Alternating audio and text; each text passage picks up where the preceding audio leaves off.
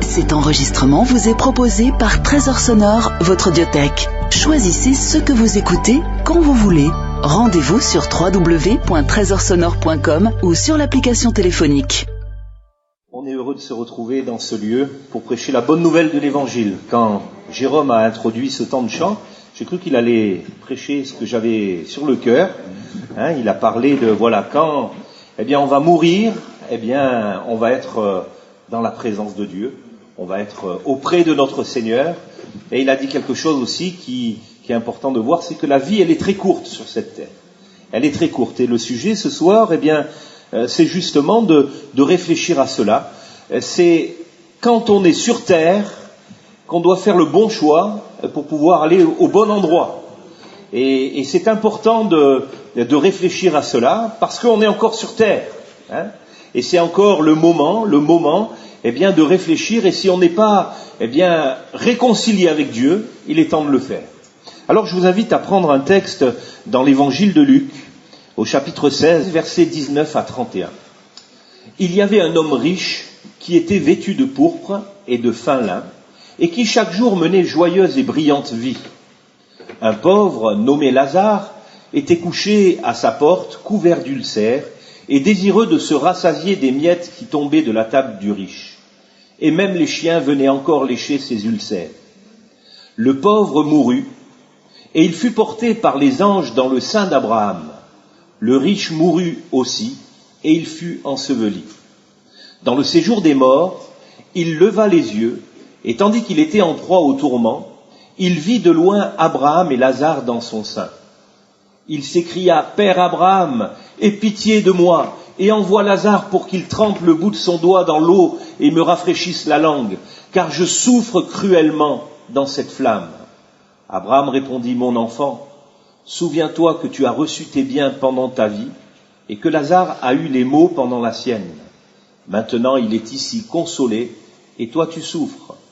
D'ailleurs il y a entre nous et vous un grand abîme, afin que ceux qui voudraient passer d'ici vers vous ou de là vers nous ne puissent le faire. » Le riche dit, « Je te prie donc, Père Abraham, d'envoyer Lazare dans la maison de mon père, car j'ai 5 frères. C'est pour qu'il leur atteste ces choses, afin qu'ils ne viennent pas aussi dans ce lieu de tourment. » Abraham répondit, « Ils ont Moïse et les prophètes, qu'ils les écoutent. » Et il dit, « Non, Père Abraham, mais si quelqu'un des morts va vers eux, ils se repentiront. » Et Abraham lui dit, « S'ils n'écoutent pas Moïse et les prophètes, ils ne se laisseront pas persuader quand même quelqu'un des morts ressusciterait. » Amen.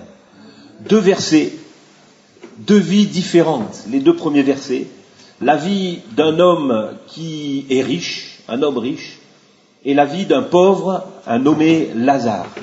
Lorsque j'étais pasteur à Narbonne, un jour, une chrétienne d'une autre assemblée, d'une assemblée de Toulouse, me dit, j'étais en vacances à Narbonne et j'étais dans un appartement et une personne qui était dans l'appartement juste à côté du mien, voudrait la visite d'un pasteur. Alors j'ai répondu à cette demande, à cette requête, et je suis allé voir cette personne qui attendait la visite d'un pasteur. C'était un monsieur de 94 ans qui était dans un fauteuil roulant au 2e étage d'un appartement sans ascenseur. Cet homme était voué à rester dans son appartement, et cet homme était dans une angoisse terrible. Alors dans les premiers partages, il a clairement dit ce qu'il avait sur le cœur. Il voyait la mort arriver, et il était dans des angoisses terribles. Aucune espérance. Cet homme avait été ingénieur des ponts et chaussées, et de par son métier, il a eu une vie bien remplie. Il a beaucoup voyagé, il me montrait des souvenirs, et sa vie a été bien remplie. Mais arrivé dans la vieillesse, il a eu quelques soucis de santé, il s'est retrouvé dans un fauteuil roulant, et là, à 94 ans, au 2e étage d'un appartement, voué à ne pas connaître l'évangile, Dieu a été le chercher là. Dieu a été le chercher. Et j'ai commencé à partager avec cet homme, et toutes les semaines, j'allais le voir, et toutes les semaines, je voyais son visage qui changeait. L'évangile rentrait dans son cœur, et il commençait à être transformé. Et puis, un jour, je lui ai dit, maintenant, c'est le moment quand même de prendre une décision. depuis le temps qu'on partage, depuis le temps qu'on parle de Jésus-Christ, depuis le temps que je vous parle du salut, eh bien vous savez maintenant que vous avez une décision à prendre, de dire, eh bien soit je t'accepte Jésus, soit je te délaisse et je ne veux pas de toi. Mais il faut prendre une décision. Vous avez à prendre une décision maintenant tant que vous êtes encore en vie. Et là, il a accepté Jésus dans son cœur. Et alors je me suis dit, bien c'est bien, le salut est rentré dans son cœur. Donc pour moi, bien c'était fini. Puis la semaine d'après, je vais le visiter, il me dit, parlez-moi du baptême. Je dis, le baptême, pour cet homme qui ne pouvait pas sortir de chez lui dans un fauteuil roulant, pour moi, le salut était essentiel. Alors je lui ai parlé du baptême, je lui ai expliqué ce que la Bible disait sur le baptême, et il m'a dit, je veux me faire baptiser. Et donc on l'a baptisé dans sa baignoire. Alors comme il n'arrivait pas à se plier bien, on l'a fini à la casserole, c'est pas très doctrinal, mais enfin, cet homme avait accepté Jésus, et cet homme a accepté d'obéir à Jésus. Et cet homme a reçu le salut.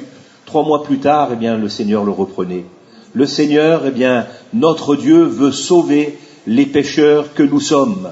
Dans cette histoire, 2 versets, 2 vies différentes, et 2 versets, ça nous fait penser que, ces vies sont résumées en 2 versets. La vie est courte. Et il ne faut pas laisser échapper, les occasions que nous avons de saisir le salut que nous propose Dieu. Le premier de ces hommes, c'était un homme riche qui était vêtu de pourpre et de fin lin et qui chaque jour menait joyeuse et brillante vie. Une vie bien remplie. Une vie bien remplie. Je ne sais pas ce que faisait cet homme. Toujours est-il que ses activités lui rapportaient beaucoup de profit.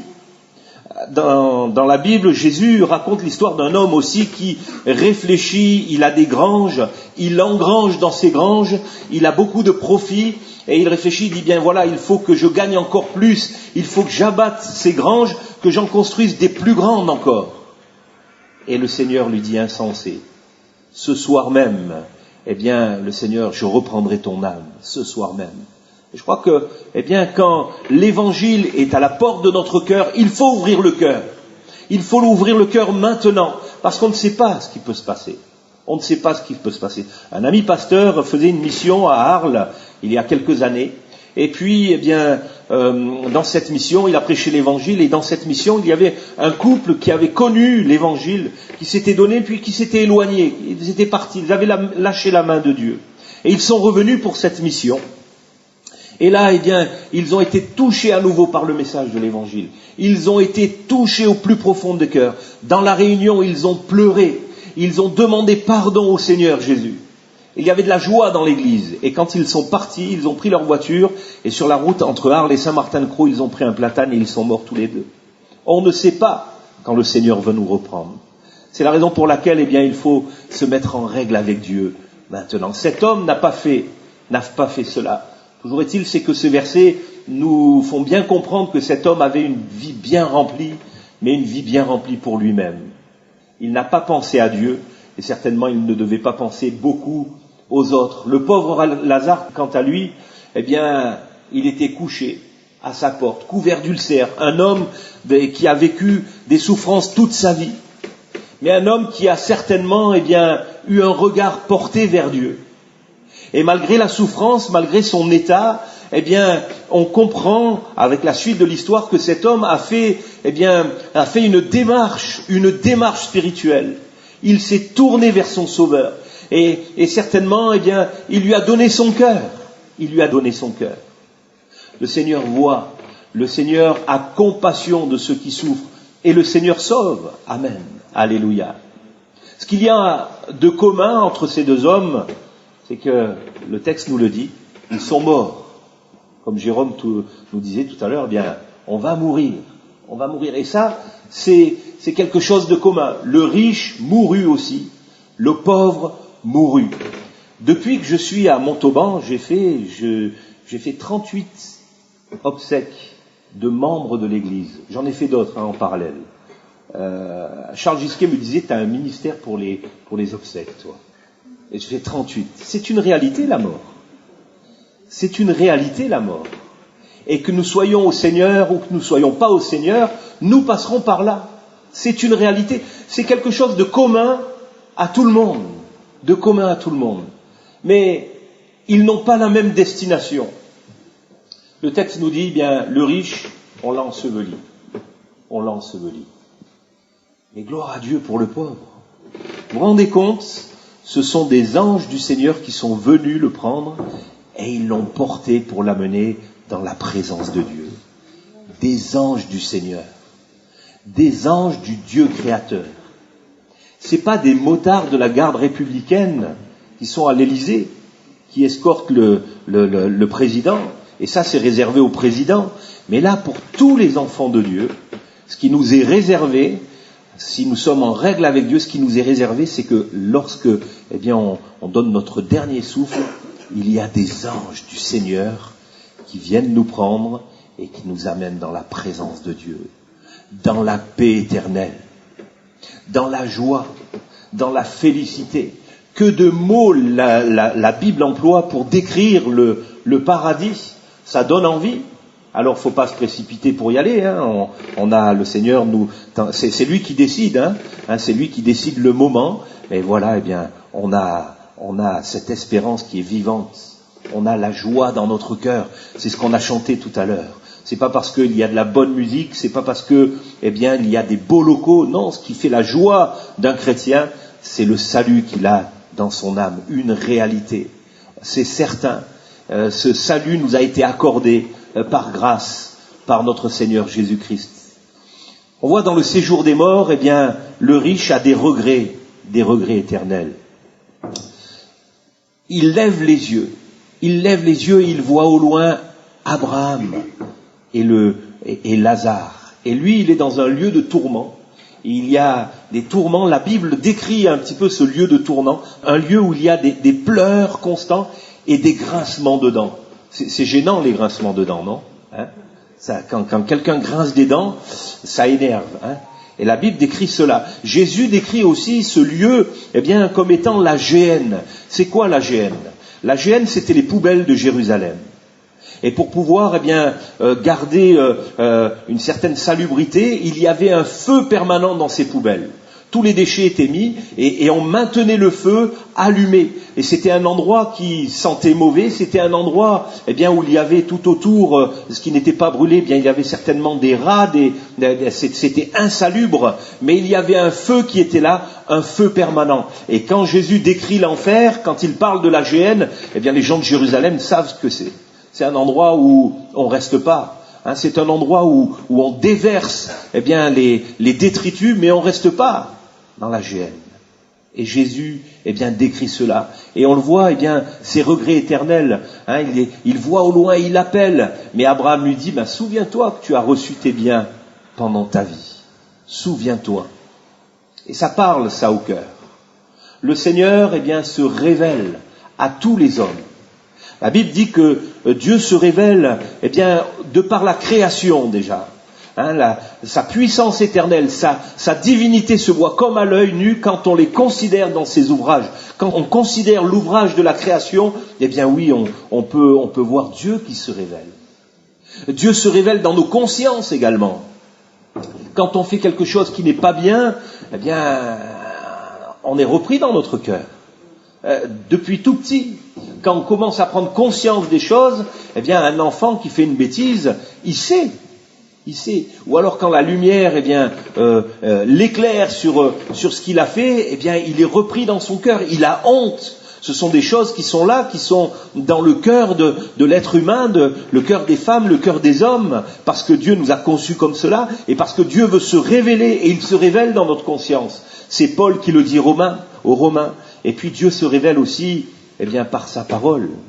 Par sa parole. Sa parole, c'est une lumière sur notre sentier. Sa parole éclaire nos vies. Et sa parole montre le péché. C'est pour ça qu'il y a eu la loi qui a été donnée par l'Éternel à Moïse et qu'il a retranscrit au peuple pour montrer, la bonne manière de vivre. Et donc, cet homme est dans un endroit et il se retrouve avec des regrets éternels. Il ne peut plus rien faire. Le séjour des morts, c'est un point de non-retour. Et certains croient que, il y a des revenants. Certains croient que, les esprits des morts peuvent revenir sur la terre. Certains croient que les esprits des morts peuvent tourmenter les gens qui sont encore en vie. Eh bien, c'est faux. Jésus le dit dans ce passage. C'est impossible de quitter le séjour des morts. Et Dieu ne le permet pas. Dans cette histoire, d'ailleurs, il le dit, le riche dit bien à Abraham, mais envoie Lazare pour dire à mes frères, parce que il ne faut pas qu'ils se retrouvent dans cet endroit. Mais Dieu dit, mais non, mais ça sert à rien. S'ils ne croient pas à la parole, eh bien, ils ne croiront pas à un mort, ça sert à rien. Dieu ne permettra pas que des morts, des âmes de personnes qui sont mortes reviennent, quittent le séjour des morts. Ça, c'est faux. Si des gens sont perturbés par ceux qui croient être des esprits des morts, en réalité, ce sont des mauvais esprits, ce sont des démons, ce sont des anges qui ont été déchus. Et la parole de Dieu est claire avec ces choses-là. C'est la raison pour laquelle, eh bien, c'est une abomination de consulter les morts, c'est une abomination, eh bien, de trafiquer avec ces esprits mauvais, parce que, eh bien, ces anges ont été déchus et ils sont à la botte de Satan, et Satan veut perdre les âmes. C'est pourquoi la Bible dit, eh bien, ceux qui pratiquent ces choses-là sont en abomination à l'Éternel. Il est impossible à un mort de revenir de sortir du séjour des morts. D'ailleurs, il y a entre nous et vous un grand abîme. C'est ce que, eh bien, Abraham dit à ce riche qui est dans le tourment. Le cri du cœur, cet homme, eh bien, on le voit, eh bien, il est déchiré, il est dans une souffrance. Il dit, je te prie donc d'envoyer Lazare. Il cherche une solution, il pense. On voit, c'est rempli de regrets. Il pense à sa famille. Il pense à ceux qui mènent la même vie que lui, qui sont encore sur la terre et qui vont certainement le rejoindre. Il pense à ces choses-là. Mais c'est trop tard. C'est trop tard. Cet homme est mort. C'est pour qu'il leur atteste ces choses. Il crie à cela. Et la Bible dit que dans le séjour des morts, eh bien, c'est un endroit où il y a des cris, des pleurs, des grincements de dents, éternellement. Quand on crie, quand on pleure sur la terre, eh bien, on peut trouver du réconfort, peut-être, eh bien, avec son compagnon, sa compagne. J'ai pas de compagnon, vous inquiétez pas, mais sa compagne, avec ses enfants, auprès de son papa, de sa maman, auprès peut-être de ses voisins, de ses amis. On peut retrouver du réconfort sur cette terre. Peut-être que c'est, eh bien, à travers de personnes qui ont de l'attention, mais dans le séjour des morts, c'est impossible. Il n'y a aucun réconfort dans le séjour des morts. Alors, eh bien, Abraham parle de ce qu'il y a sur la terre, de ce que Dieu a prévu, eh bien, pour pouvoir sauver les hommes, de ce que Dieu a prévu, et il dit, bien voilà, c'est quand on est sur la terre. Cet homme dit, mais envoie Lazare pour que mes 5 frères soient sauvés. Il ne faut pas qu'ils soient ici. Et Abraham lui dit, mais non, mais ils ont Moïse et les prophètes, c'est-à-dire qu'ils ont la parole de Dieu. Moïse a écrit les 5 premiers livres de la Bible. Et les prophètes, le reste des écrits. Et Abraham dit, voilà ce qu'il faut pour trouver le salut. Voilà ce que Dieu a prévu. Voilà ce que Dieu a prévu. Et cet homme dit, mais non, c'est mieux d'envoyer un mort. Quelqu'un qui a vu ce qui se passe ici. Il dit, mais non, mais s'ils n'écoutent pas, eh bien, ce qui peut sauver, ils n'écouteront pas un mort. Ils n'écouteront pas un mort. Et la Bible nous dit que Dieu a choisi de sauver les hommes par la folie de la prédication. Quand l'évangile est annoncé, quand l'évangile éclaire la vie d'un homme, d'une femme, quand, eh bien, l'évangile montre ce que Jésus a fait pour tous les hommes, pour toutes les femmes, quand l'évangile, eh bien, montre le chemin du salut, le chemin de la repentance, la conversion, quand l'évangile montre cela, eh bien, la puissance de Dieu se manifeste. La Bible dit que l'évangile, c'est la puissance de Dieu pour le salut de quiconque croit. C'est non seulement, eh bien, l'obéissance de ce que Jésus veut. Jésus a demandé à ses disciples de prêcher la bonne nouvelle, mais c'est surtout une action puissante de l'Esprit de Dieu dans les cœurs. La Bible nous dit que c'est l'Esprit qui convainc de péché, de justice, de jugement. Ce n'est pas un message, eh bien, dit par des hommes qui veulent persuader, mais c'est un message qui est divin. Une parole qui est donnée par des hommes tout simples, et puis une action puissante de l'Esprit de Dieu dans les vies. Et la Bible nous dit que quand on reçoit le message de l'évangile dans notre cœur, on devient des nouvelles créatures. Alors le visage ne change pas, vous inquiétez pas. Ou inquiétez-vous si vous voulez changer de visage. Votre visage ne changera pas, mais votre cœur va être changé. Une connexion avec le ciel, une connexion sans interruption. Et puis votre âme va changer complètement. Les craintes, les angoisses, la terreur qu'il peut y avoir et qui est entretenue par le diable, toutes ces choses-là sont chassées. Et l'Esprit de Dieu vient faire sa demeure dans nos cœurs, dans nos âmes, et on y retrouve l'amour, la paix, la joie, la patience, la bonté, la bienveillance, la douceur, la maîtrise de soi. C'est l'œuvre du Saint-Esprit. Il fait de nous de nouvelles créatures. Amen, alléluia. Le point commun entre Lazare et le riche, quand ils étaient sur la terre, eh bien, ils étaient tous les deux pécheurs. C'est la Bible qui le dit. C'est la Bible qui le dit, car tous ont péché et sont privés de la gloire de Dieu. C'est pour vous montrer qu'il n'y a pas d'injustice. Il n'y a pas d'injustice. Dieu ne dit pas, bon, on va sauver les pauvres parce qu'ils ont eu une vie difficile et puis les riches, eh bien, ils ont profité. Non, c'est pas ça. On est tous au même niveau. Tous ont péché et sont privés de la gloire de Dieu. Et le salut, on ne peut pas le gagner par nous-mêmes. C'est impossible. C'est pas en faisant brûler des cierges, c'est pas en faisant des bonnes œuvres qu'on peut gagner le salut. C'est impossible. Le salaire du péché, c'est la mort. Et si Lazare n'avait pas eu une démarche spirituelle envers Dieu, une démarche de repentance, il serait dans le même endroit de tourment que le riche. Mais Lazare, eh bien, a été touché dans son cœur. Oui, il a souffert sur cette terre. Mais pendant le temps où il était en vie, eh bien, il a su se tourner vers Dieu. Le riche ne l'a pas fait. Si le riche s'était tourné vers Dieu, si le riche avait demandé pardon pour ses péchés, il serait sauvé. C'est le message de l'évangile. Mais il ne l'a pas fait. Le pauvre Lazare, eh bien, a fait cette démarche spirituelle. Et il était pécheur, oui, mais il a été sauvé par grâce. Sauvé par grâce. La grâce de Dieu qui a rencontré sa foi, la foi de Lazare qui s'est tournée vers Dieu et la grâce de Dieu, eh bien, a coulé dans sa vie. La Bible nous dit que là où le péché est entré, la grâce de Dieu a surabondé. La grâce de Dieu surabonde. Quelle que soit votre vie, quelles que soient les choses que vous ayez faites, choses que vous avez pensées, quelles que soient les défaites, eh bien, la grâce de Dieu, elle vient et elle bouleverse nos vies. Amen. Alléluia. La réalité, c'est cela. Isaïe 45, 21 le dit, déclarez-le et faites-le venir, qu'ils prennent conseil les uns des autres. Qui a prédit ces choses dès le commencement et depuis longtemps les a annoncées? N'est-ce pas moi l'Éternel? Il n'y a point d'autre Dieu que moi. Je suis le seul Dieu juste qui sauve. Amen. Le seul Dieu juste qui sauve. L'Éternel. Jésus-Christ en personne. L'Éternel, Jésus-Christ. Pourquoi? Parce que Jésus est celui qui est éternel. Amen. Et c'est lui qui sauve.